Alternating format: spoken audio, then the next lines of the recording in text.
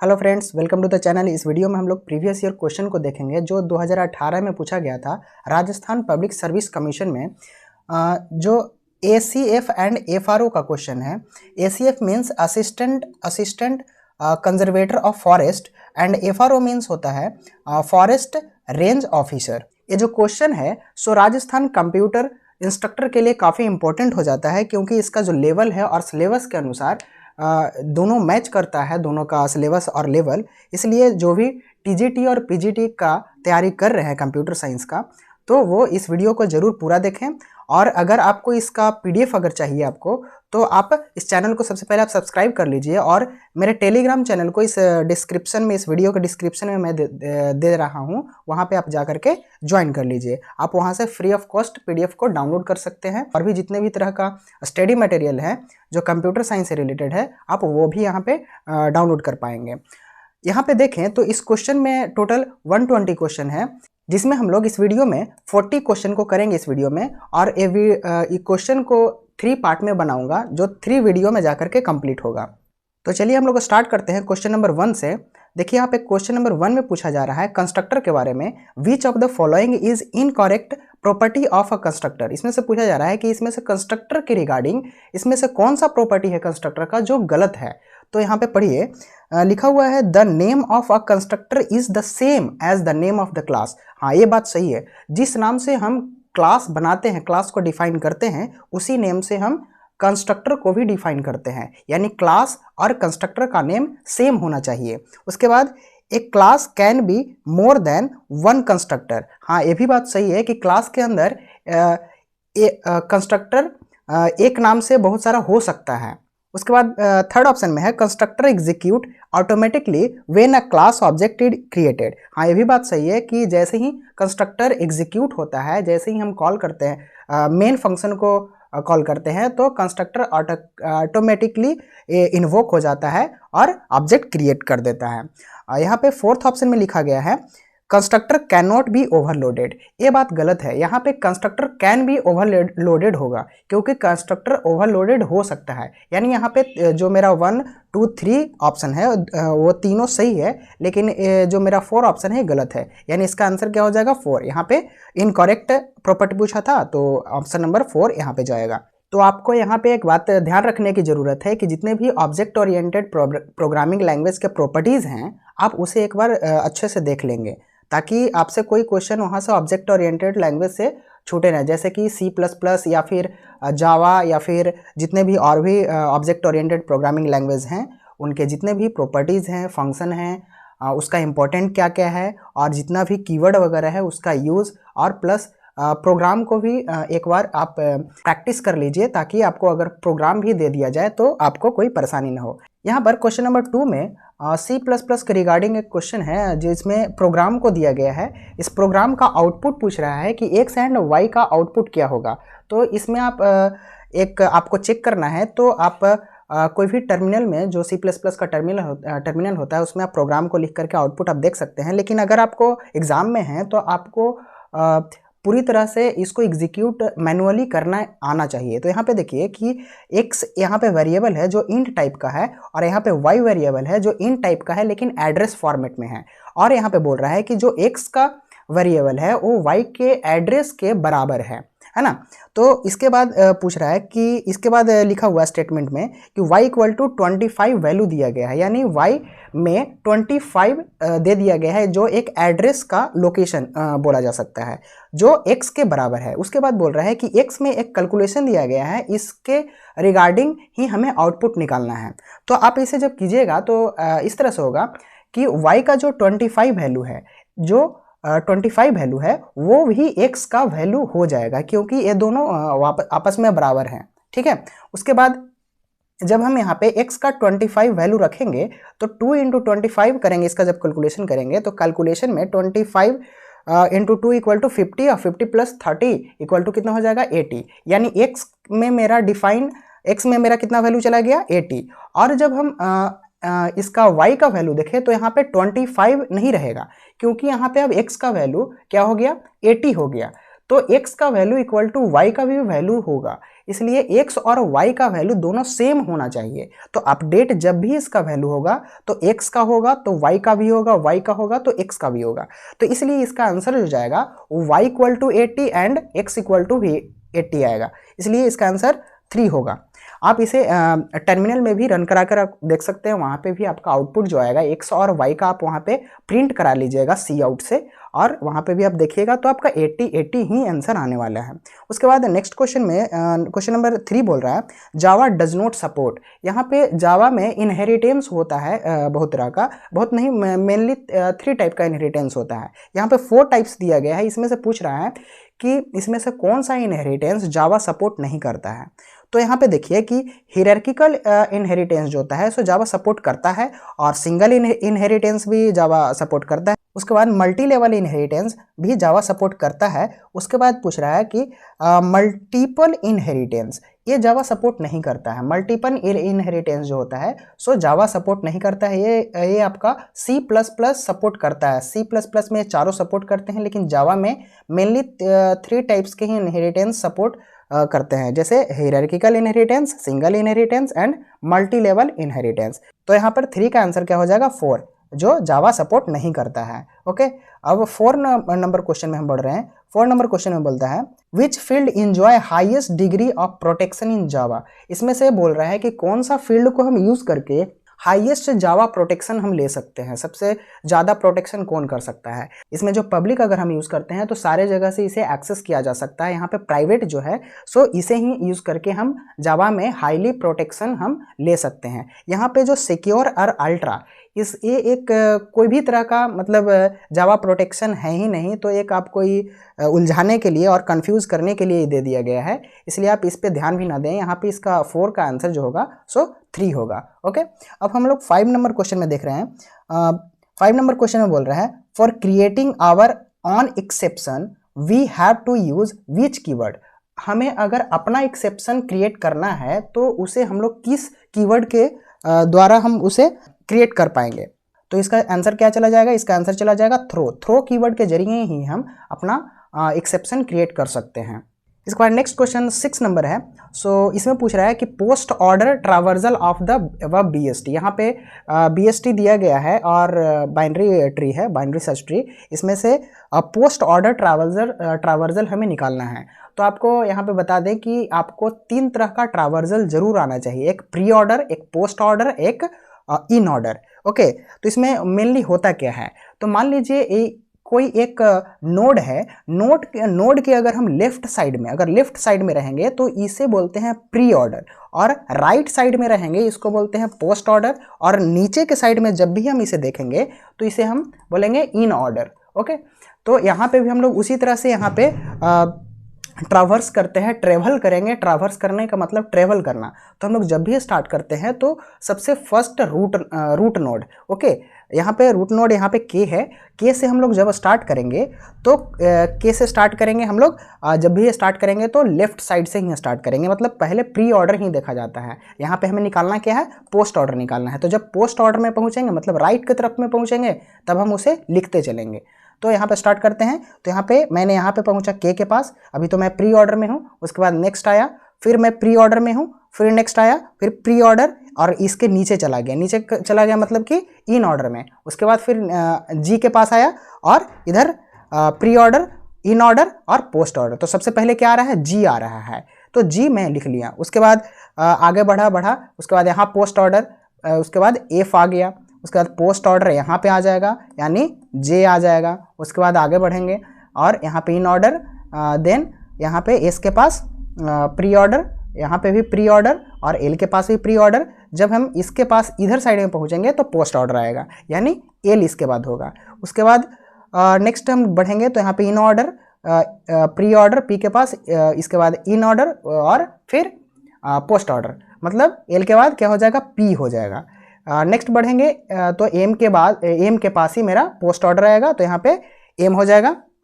Next यहाँ पे S के पास इन ऑर्डर हो रहा है, उसके बाद यहाँ पे प्री ऑर्डर, इन ऑर्डर और उसके बाद फिर पोस्ट ऑर्डर। इसके बाद क्या हो जाएगा, यू के बाद फिर हम आगे बढ़ेंगे तो एस के पास आ जाएगा क्या, पोस्ट ऑर्डर। नेक्स्ट लास्ट में क्या निकल करके आएगा के। यहाँ पे आप देखिए कि सिर्फ और सिर्फ आप फर्स्ट ही से ही पता लगा सकते थे कि जी पहले स्टार्ट कर रहा है पोस्ट ऑर्डर में यहाँ पे, इसलिए इसका आंसर क्या हो जाएगा 4। इसलिए आप यहाँ पे जब भी ट्रावर्सल किसी भी ट्री को करें तो प्री ऑर्डर और पोस्ट ऑर्डर निकालना इजी हो जाता है ट्रावर्सल मेथड के अनुसार। तो इसी तरह से आप ट्रावर्स करके अगर वो पहले आ रहा है तो प्री ऑर्डर उसको कहते हैं, अगर वो नीचे के साइड में आ रहा है यहाँ पे तो वो इन ऑर्डर कहलाएगा, और राइट साइड में जब भी आएगा तो वो पोस्ट ऑर्डर कहलाएगा। आप इस तरह से उसे आप प्री ऑर्डर और पोस्ट ऑर्डर निकाल सकते हैं। ओके, तो यहाँ 6 का आंसर क्या हो गया 4। नेक्स्ट क्वेश्चन है 7th number, which is not a way for traversal of a BST। इसमें से कौन सा ट्रावर्सल है जो BST में नहीं किया जा सकता है। तो हम अभी बताएं कि ट्रावर्सल मेनली 3 टाइप्स के ही होते हैं, इन ऑर्डर, प्री ऑर्डर और पोस्ट ऑर्डर। तो यहाँ पे पोस्ट ऑर्डर है, प्री ऑर्डर है, इन ऑर्डर है, आउट ऑर्डर कोई होता नहीं है, इसलिए इसका आंसर क्या हो जाएगा 1। यहाँ पे नॉट वे पूछ रहा है तो यहाँ पे गलत ही आंसर यहाँ पे होगा। ओके, तो 7 का आंसर क्या हो जाएगा 1। उस तरह से 8 नंबर क्वेश्चन में पूछ रहा है, spanning tree of a graph with V vertices has. बोल रहे हैं यहाँ पे स्पैनिंग ट्री, अगर हम किसी भी ग्राफ का स्पैनिंग ट्री निकालें तो उसमें जो वर्टिसेस होगा सो क्या होगा। तो जब भी हम किसी भी ग्राफ का हम स्पैनिंग ट्री निकालते हैं तो उसके वर्टिसेस में एक कम हो जाता है एज, इसलिए उसका क्या हो जाएगा आंसर 7 का, सॉरी यहाँ पे 8 का क्या हो जाएगा 1, यानी V-1। V-1 मतलब कि एक एज यहाँ पे कम जाएगा। यहाँ पे 9th नंबर क्वेश्चन में पूछ रहा है, single source shortest path problem in a graph can be solved. मतलब कि यहाँ पे कौन सा ग्राफ के जरिए, किस एल्गोरिथम के जरिए हम single source shortest path problem हम निकाल सकते हैं। तो इसका आंसर क्या आ जाएगा, यहाँ पे डिजकास्त्रा एल्गोरिथम को ही यूज़ करके हम लोग सिंगल सोर्स शॉर्टेस्ट पाथ को यूज़ कर पाते हैं, प्रॉब्लम को सॉल्व कर पाते हैं। तो यहाँ पे आप एक चीज़ और ध्यान रखें कि जितना भी एल्गोरिथम है उसका आप क्या टाइम कॉम्प्लेक्सिटी ज़रूर याद कर लें, क्योंकि टाइम कॉम्प्लेक्सिटी पूछा जाता है तो टाइम कॉम्प्लेक्सिटी अपने आप में बहुत ही इंपॉर्टेंट हो जाता है। तो आप यहाँ पे भी जान लें कि डिजकास्त्रा एल्गोरिथम का जो टाइम कॉम्प्लेक्सिटी है वो ऑर्डर ऑफ V² होता है। Okay, next question 10th number, run time complexity of Kruskal's algorithm if E is number of edges in the graph. यहाँ पे आपको क्रुस्काल्स एल्गोरिथम का रनिंग टाइम कॉम्प्लेक्सिटी पूछ रहा है। तो मैं आपको अभी बताया कि टाइम कॉम्प्लेक्सिटी बहुत ही इम्पॉर्टेंट हो जाता है, किसी भी एग्ज़ाम में इसके रिगार्डिंग क्वेश्चन पूछ लिए जाते हैं। तो आप इसे एक बार ज़रूर देख लेंगे, मैं इसके लिए PDF भी टेलीग्राम चैनल पर डाल दूंगा। तो यहाँ पर क्रुस्काल्स एल्गोरिथम का time complexity order of E log E होता है। नेक्स्ट क्वेश्चन है 11th नंबर। 11th नंबर में पूछ रहा है, roast case complexity of linear search. Linear search का रोस्ट केस कॉम्प्लेक्सिटी, यहाँ पे भी कॉम्प्लेक्सिटी से क्वेश्चन है, मतलब कि टाइम कॉम्प्लेक्सिटी से ही क्वेश्चन है। यहाँ पे लीनियर सर्च का टाइम कॉम्प्लेक्सिटी पूछा जा रहा है जो रोस्ट केस में क्या होगा। तो इसका रोस्ट केस में टाइम कॉम्प्लेक्सिटी जब लीनियर सर्च में होता है तो कोई भी एलिमेंट को हम लोग जब सर्च करते हैं तो लीनियर वे में करते हैं, इसलिए इसका जो ट्रावर्सल है सो n तक हम लोग जाएंगे, इसलिए इसका जो टाइम कॉम्प्लेक्सिटी निकल करके आएगा सो ऑर्डर ऑफ n निकल करके आएगा। ओके, 12th नंबर क्वेश्चन में पूछ रहा है, total number of comparison required in bubble sort. Bubble sort में हम लोग टोटल नंबर ऑफ कंपैरिजन कितना करते हैं। तो जब भी हम बबल सॉर्ट में कंपैरिजन करते हैं तो एक सिलेक्शन सॉर्ट के जैसे ही वो काम करता है बबल सॉर्ट भी, तो उसका जो टाइम कंपैरिजन होगा सो n² हो जाएगा। नेक्स्ट क्वेश्चन है 30 नंबर। 30 नंबर में बोल रहा है, the best case running time of quick sort algorithm. यहाँ पे भी क्विक सॉर्ट एल्गोरिथम का टाइम कॉम्प्लेक्सिटी ही पूछ रहा है, जो बेस्ट केस में पूछ रहा है। तो बेस्ट केस में time complexity quick sort algorithm का क्या होगा। तो इसका n log n time complexity होता है बेस्ट केस में, इसलिए 13 का आंसर क्या चला जाएगा, ऑप्शन नंबर 2।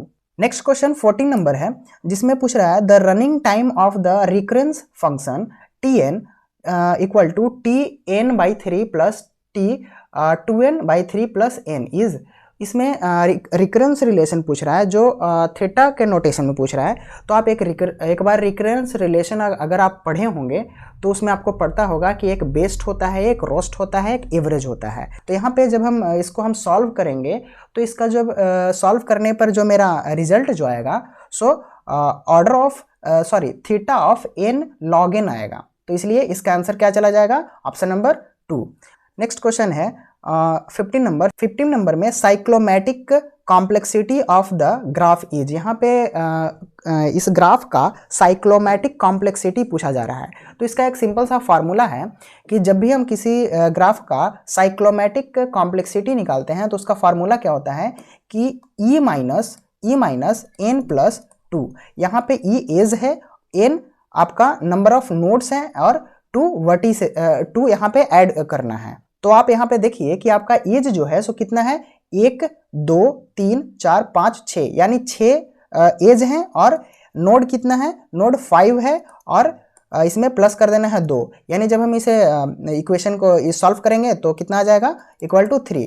मतलब 6 में से 5 गया 1, 1 प्लस 2 3। तो इसका ऑप्शन नंबर 1 आ जाएगा। तो आप इस फार्मूला के जरिए आप इजीली किसी भी ग्राफ का साइक्लोमैटिक कॉम्प्लेक्सिटी निकाल सकते हैं। तो इस फार्मूला को आप एक बार बढ़िया से देख लें और याद कर लें। नेक्स्ट क्वेश्चन में है क्वेश्चन नंबर 16 में यहाँ पे BFS के रिगार्डिंग क्वेश्चन है। तो आप BFS और DFS भी अपने आप में एक इम्पॉर्टेंट टॉपिक है, आप इसे एक बार देखेंगे। तो BFS में क्या होता है कि BFS का सबसे पहले फुल फॉर्म आप जानें तो ब्रेड्थ फर्स्ट सर्च, और DFS का क्या होता है, डेप्थ फर्स्ट सर्च। ओके, तो जो BFS होता है वो लेवल वाइज सर्च करता है, मतलब कि वो सबसे पहला लेवल को देखेगा, फिर सेकंड लेवल को, फिर नेक्स्ट लेवल, फिर देन नेक्स्ट लेवल, और जितना लेवल रहेगा सारे पे लेवल वाइज जाएगा। तो यहाँ पे भी हम लोग इस ग्राफ में लेवल वाइज ही चलेंगे। वैसे तो लेवल वाइज जो समझना जो है सो ट्री में बहुत ही आसान हो जाता है। जैसे कि एक ट्री है और ट्री में आप देखिए तो ये पहला लेवल हो गया, दूसरा लेवल, तीसरा लेवल, तो इसी तरह से इस तरह से सर्च करते जाएगा। लेकिन जब हम लोग ग्राफ में रहते हैं तो ग्राफ में जब सर्च किया जाता है तो उसके डायरेक्शन के अनुसार ही देखा जाता है, या फिर उसके नेक्स्ट कनेक्टिविटी को देखा जाता है। तो डायरेक्शन से भी आप समझ सकते हैं या फिर कनेक्टिविटी। तो आप देखिए कि एस के बाद किसका कनेक्टिविटी बन रहा है, ए का। इसके बाद एस से किसका कनेक्टिविटी, सी, और एस का कनेक्टिविटी बी, यानी एस अपने आप में 3 कनेक्टिविटी को लिए हुए है। यानी एस के बाद जब भी मेरा कोई भी नोड सर्च होगा तो ए सी बी यही 3 में से कोई भी होगा। तो आप यहाँ पे देखिए कि बाकी सारा ऑप्शन में ए सी बी होना चाहिए। इसके बाद ए बी ई है, होगा ही नहीं। इसके बाद बी सी डी है, होगा ही नहीं। इसके बाद सी डी ई है, होगा ही नहीं। यहाँ पे देखिए बी सी ए, यहाँ पे ये इंपॉर्टेंट लगता है, यानी एस के बाद कौन कौन सा आना चाहिए, बी सी ए, यही 3 नोड आ सकते हैं, क्योंकि इसके बाद जो लेवल होता है फर्स्ट लेवल के बाद वो सेकेंड लेवल, यही तीनों यहाँ पे हैं। इसके बाद देखें तो इसके बाद का लेवल जो होता है सो एक एफ है और एक डी है, और सबसे लास्ट लेवल क्या है, ई है। आप इसे इस ग्राफ को आपको अगर प्रॉब्लम हो रहा है तो ट्री फॉर्मेट में भी आप कन्वर्ट करके आप इसे ट्रावर्स कर सकते हैं, लेकिन उतना कोई ज़रूरी नहीं है, आपका वो टाइम कंज्यूमिंग हो जाएगा। इसलिए आप इसे अंडरस्टैंडिंग के अनुसार ही इसे आप सॉल्व करने की कोशिश करेंगे। तो इसका आंसर क्या हो जाएगा, एस बी ए, उसके बाद एफ और डी, और इसके बाद ई। इसलिए इसका आंसर क्या चला जाएगा, ऑप्शन नंबर 4। आशा करते हैं कि आप BFS समझ चुके होंगे। क्वेश्चन नंबर 17 में आप बोल रहे हैं which type of behaviour A stack exhibited. तो यहाँ पे स्टैक का बिहेवियर पूछा जा रहा है कि किस बिहेवियर पे वर्क करता है। तो यहाँ पे जो स्टैक होता है सो स्टैक इस तरह से होता है, और उसमें एक फंक्शन क्या होता है कि पॉप होता है, पहले होता है पुश और देन पॉप होता है। तो जो पहले पुश होता है वो सबसे नीचे चला जाता है और वो सबसे लास्ट में निकलता है। यानी ये 2 तरह से बोला जा सकता है, जो फर्स्ट इन हुआ है वो लास्ट आउट होगा, और जो लास्ट इन हुआ है वो फर्स्ट आउट होगा। तो यहाँ पे आप इसके अनुसार देख लीजिए कि कौन सा ऑप्शन मैच कर रहा है। तो यहाँ पे देखिए first in first out no, ये आपका क्यू में होता है। क्यू में आपको फर्स्ट इन फर्स्ट आउट होता है, लास्ट इन लास्ट आउट भी क्यू में ही होता है। उसके बाद लास्ट इन फर्स्ट आउट, देखिए यहाँ पे लास्ट इन फर्स्ट आउट, यानी ऑप्शन नंबर 3 ही इसका होगा आंसर। यानी स्टैक में हम लोग लीफो के माध्यम से ही उसमें वर्क कर पाते हैं। ओके। अब नेक्स्ट क्वेश्चन में 18 में बोल रहा है which is a self adjustment binary search tree. BST में सेल्फ एडजस्टमेंट बाइनरी ट्री कौन सा है? तो स्प्लिट ट्री ही बाइनरी सर्च ट्री में सेल्फ एडजस्टमेंट करने की क्षमता होती है, सेल्फ एडजस्टमेंट कर लेता है, तो सेल्फ ट्री ही को बोला जाता है। तो इसका आंसर क्या चला जाएगा? Option number 3। नेक्स्ट क्वेश्चन है क्वेश्चन नंबर 19 में बोल रहा है which layer offers dialogue control and token management services. यहाँ पे टोकन मैनेजमेंट सर्विसेज और डायलॉग कंट्रोल कौन सा लेयर ऑफर करता है? तो इसका आंसर क्या चला जाएगा? Session layer. सेशन लेयर ही टोकन मैनेजमेंट भी करता है और डायलॉग कंट्रोल भी करता है। ओके, ये आपका कंप्यूटर नेटवर्क से रिलेटेड क्वेश्चन है। आप जितने भी लेयर है कंप्यूटर नेटवर्क में, OSI लेयर और IP लेयर जितने भी हैं, वो सारे आप एक बार बढ़िया से उसे देखेंगे और सारे लेयर का क्या काम है, कौन सा प्रोटोकॉल उसमें रन होता है, वो सारे भी आप एक बार बढ़िया से देख लेंगे। इसके बाद नेक्स्ट क्वेश्चन 20 नंबर में है which layer of OSI reference model are missing in TCP/IP protocol suite. बोल रहा है कि OSI के रेफरेंस में TCP/IP में कौन सा लेयर है सो मिसिंग है। यहाँ पर आपको पता होगा कि OSI लेयर में टोटल 7 लेयर होते हैं और TCP और IP लेयर में टोटल 4 लेयर होता है। तो यहाँ पे 3 लेयर का कमी है, तो यहाँ पे वही पूछ रहा है कि कौन सा यहाँ पे लेयर मिसिंग होता है। तो इसका जो आंसर है वो प्रेजेंटेशन लेयर और सेशन लेयर, ये दोनों के दोनों एप्लीकेशन लेयर में ही शामिल हो जाते हैं, इसलिए ये दोनों जो लेयर होता है सो मिसिंग यहाँ पे है। ओके, तो यहाँ पे इसका आंसर क्या आ जाएगा? Option number 2। नेक्स्ट क्वेश्चन है 21 क्वेश्चन नंबर में पूछ रहा है कि विच of the following coding does not contain DC term. यहाँ पे DC कंट्रोल के टर्म में यहाँ पे जो कोडिंग है वो कौन सा नहीं है। सो यहाँ पे क्या हो जाएगा? Option number 2 unipolar RZ। Unipolar NRZ भी होता है DC टर्म में, पोलर RZ भी और मैनचेस्टर भी होता है DC टर्म में, इसलिए इसका ऑप्शन नंबर 2 आंसर हो जाएगा। नेक्स्ट क्वेश्चन है 22, इसमें बोल रहा है विच of the following Ethernet encoding has the highest redundancy. यहाँ पे इथरनेट कोडिंग में सबसे हाईएस्ट रिडंडेंसी किस में होता है? तो 8B10B में ही सबसे हाईएस्ट रिडंडेंसी इथरनेट कोडिंग होगा। तो इसका आंसर क्या चला जाएगा? Option number 4। Next question 23 number में बोल रहा है 23 नंबर में which network utility program provide the DNS lookup. यहाँ पे कौन सा यूटिलिटी प्रोग्राम है जो DNS लुकअप प्रोवाइड करता है? तो NS लुकअप ही DNS में प्रोवाइड करता है नेटवर्क यूटिलिटी को, तो यहाँ पे ऑप्शन नंबर 1 हो जाएगा NS लुकअप। नेक्स्ट क्वेश्चन है 24 नंबर में बोल रहा है the jamming signal is generated by source node in which type of protocol. यहाँ पे बोल रहा है कि जैमिंग सिग्नल कौन से सोर्स नोड से होता है और इसमें कौन सा प्रोटोकॉल काम करता है। तो इसमें जो टोकन रिंग प्रोटोकॉल है वही जैमिंग सिग्नल में काम करता है। नेक्स्ट क्वेश्चन 25 नंबर में बोल रहा है which is a collision free protocol. यहाँ पे कौन सा कॉलिजन फ्री प्रोटोकॉल है? तो यहाँ पे जो भी वायरलेस मेथड से हम लोग प्रोटोकॉल को यूज़ करेंगे तो वही कॉलिजन फ्री होता है। तो यहाँ पे जो 802.11 है ये वाईफाई के लिए यूज़ किया जाता है, इसलिए क्योंकि ये वायरलेस ही होता है वाईफाई, तो इसका आंसर क्या चला जाएगा? ऑप्शन नंबर 3, ये कॉलिजन फ्री प्रोटोकॉल 802.11 होता है। ओके, नेक्स्ट क्वेश्चन है 26 UDP इज पार्ट ऑफ। यहाँ पे UDP एक प्रोटोकॉल है, उसका पूछ रहा है कि यह कौन से लेयर का पार्ट है।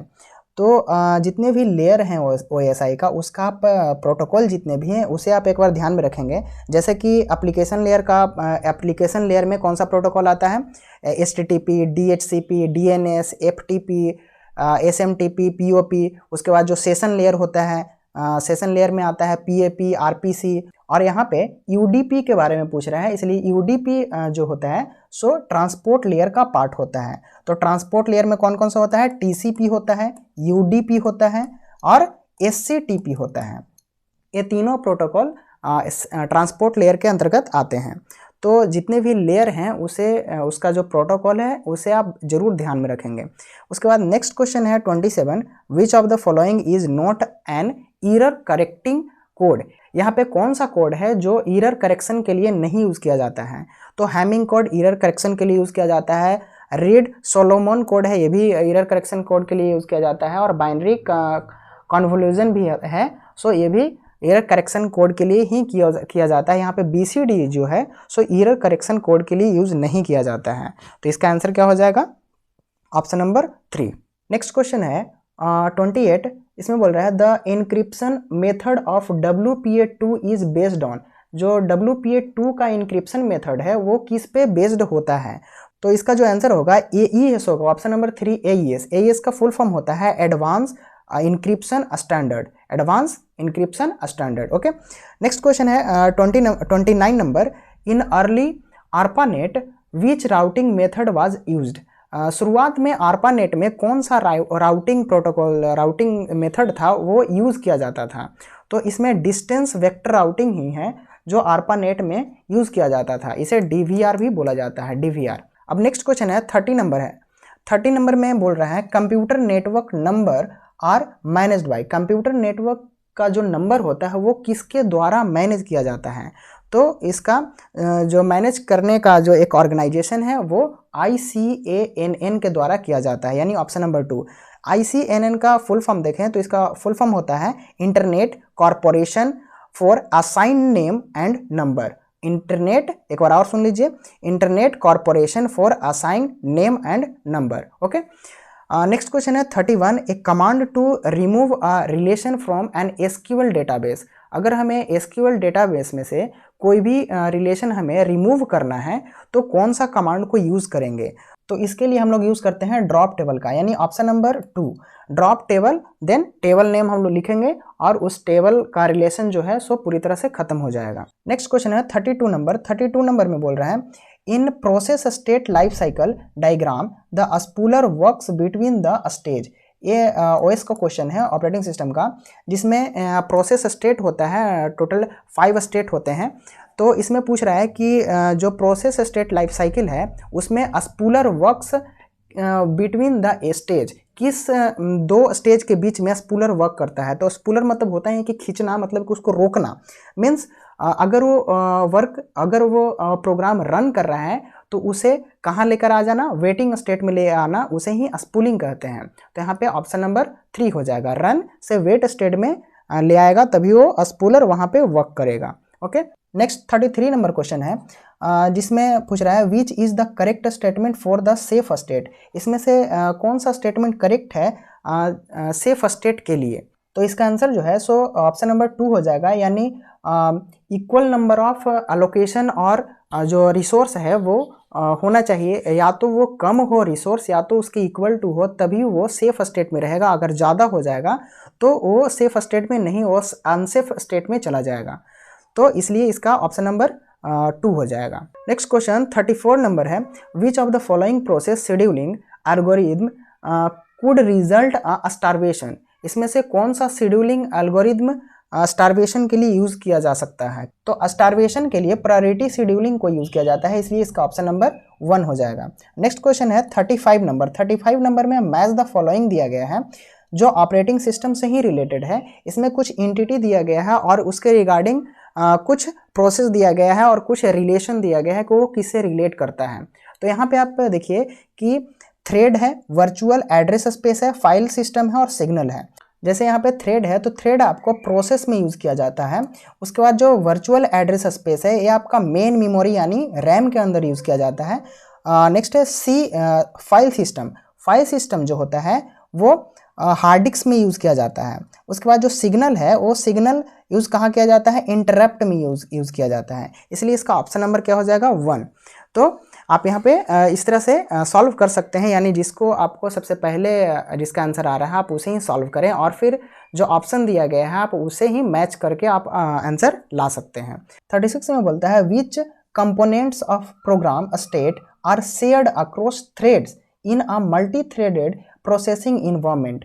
मल्टी थ्रेडिंग प्रोसेस इन्वायरमेंट में हम लोग कौन सा स्टेट है जो शेयर्ड करके यूज करते हैं कौन से कंपोनेंट को।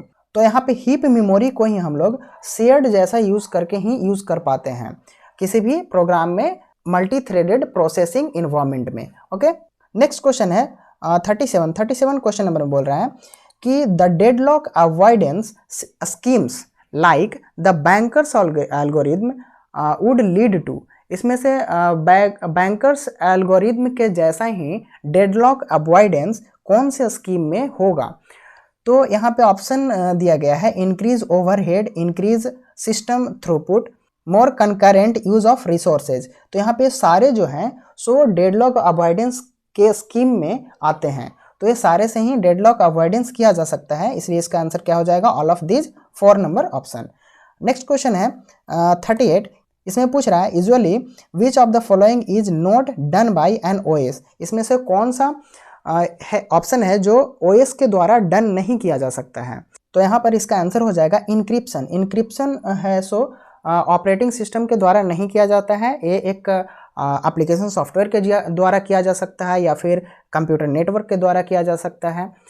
तो यहाँ पे इसका आंसर क्या आ जाएगा, इंक्रिप्शन। यहाँ पे पावर ऑन सेल्फ टेस्ट भी किया जा सकता है ऑपरेटिंग सिस्टम के जरिए।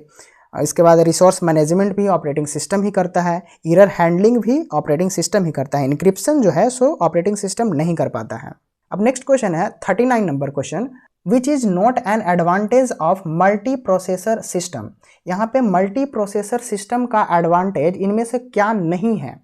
तो मल्टी प्रोसेसर सिस्टम में क्या होता है कि इंक्रीज थ्रूपुट भी होता है, ये इकोनॉमी स्केल भी बढ़ जाता है, इंक्रीज रिलायबिलिटी भी होता है, लेकिन बेटर यूज़र इंटरफेस नहीं मिल पाता है। यानी इंक्रीज थ्रूपुट तो होगा, जब भी मल्टी प्रोसेसर को यूज़ करेंगे तो थ्रूपुट जो होता है सो हाई हो जाएगा, और इकोनॉमी स्केल मतलब उसमें खर्च भी बहुत ज़्यादा पड़ता है और उसका रिलायबिलिटी जो भी है सो वो भी इंक्रीज कर जाता है। लेकिन सारे कुछ होने के बावजूद भी वहाँ पे इंटरफेस जो है सो बेटर नहीं हो पाता है, इसलिए इसका जो एडवांटेजेस में शामिल नहीं होगा, ये एक डिसएडवांटेज है इसका। इसलिए 39 नंबर क्वेश्चन का ऑप्शन नंबर 2 राइट हो जाएगा। नेक्स्ट क्वेश्चन है क्वेश्चन नंबर 40 में बोल रहा है which is not a category of system calls. यहाँ पे सिस्टम कॉल्स का कैटेगरी नहीं आता है, तो इसमें आइडेंटिफिकेशन है सो सिस्टम कॉल्स के कैटेगरी में नहीं आता है। प्रोसेस कंट्रोल है सो सिस्टम कॉल में आता है, फाइल मैनिपुलेशन है ये भी सिस्टम कॉल में आते हैं, और प्रोटेक्शन भी सिस्टम कॉल में आते हैं। इसमें डिफरेंट तरह के कॉल्स होते हैं जो आप इसे आप सर्च करके देख लीजिएगा कि कौन कौन सा कॉल है सिस्टम कॉल्स है। जैसे लाइनक्स के लिए अलग सिस्टम कॉल्स होता है, विंडोज़ के लिए अलग सिस्टम कॉल्स होता है, तो वो आप एक बार चेक कर लेंगे। यहाँ पे आइडेंटिफिकेशन नाम का कोई भी कैटेगरी नहीं है सिस्टम कॉल के लिए। तो आप यहाँ पे 40 क्वेश्चन आप यहाँ पे देख चुके हैं जो राजस्थान कंप्यूटर इंस्ट्रक्टर के लेवल से काफ़ी मैच करता है वो, और टीजीटी पीजीटी दोनों के लिए ही इम्पोर्टेंट है। तो आप यहाँ पर क्वेश्चन का लेवल देख चुके हैं कि किस तरह का इसका लेवल है और क्या क्वेश्चन का टाइप है। तो टीजीटी और पीजीटी के लेवल से ये काफ़ी इम्पोर्टेंट होगा, और जो भी राजस्थान कंप्यूटर इंस्ट्रक्टर का सिलेबस है उससे भी यह मैच कर रहा है। तो इस तरह का लेवल का जो भी आपके पास क्वेश्चन है, या फिर आप सर्च करके और भी एग्ज़ाम का क्वेश्चन निकाल करके आप उसे सॉल्व कर सकते हैं। मैं यहाँ पर 40 क्वेश्चन ही इसमें किया हूँ, बाकी जो नेक्स्ट क्वेश्चन बचा हुआ है वो मैं नेक्स्ट वीडियो में लेकर के आऊँगा, जो 41 से लेकर के 80 क्वेश्चन तक होगा, और उसके बाद फिर फर्दर 120 क्वेश्चन मैं पूरा सॉल्व करूँगा। तो आशा करते हैं कि आपको यह वीडियो बहुत अच्छा लगा होगा। तो अगर आपको इसी तरह का वीडियो फर्दर और आगे चाहिए तो आप इस चैनल को ज़रूर सब्सक्राइब कर लें और चैनल पे बने रहें, और वीडियो को भी ज़रूर लाइक करें। और पीडीएफ अगर चाहिए तो आप टेलीग्राम पर जो लिंक दिया जा रहा है डिस्क्रिप्शन में, आप उसके माध्यम से आप वहां से फ्री ऑफ कॉस्ट पीडीएफ प्राप्त कर सकते हैं। आप इस क्वेश्चन का भी पीडीएफ वहीं पे मिलेगा आपको, और जो भी स्टडी मटेरियल है उसका भी पीडीएफ आपको टेलीग्राम चैनल पे ही उपलब्ध होगा। तो इस वीडियो में इतना ही रखते हैं, तब तक के लिए थैंक यू, बाय।